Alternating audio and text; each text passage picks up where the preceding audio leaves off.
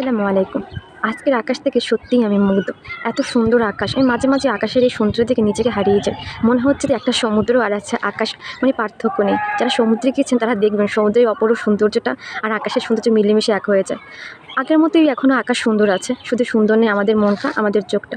আমরা আমাদের সবকিছু হারিয়ে ফেলেছি এই অচ্ছন্ন জিনিসের প্রতি। যেটা প্লাস্টিক, এটা কোনো কেনা প্রকৃতির সাথে, তাও আমরা তার পিছেই ছুটতেছি।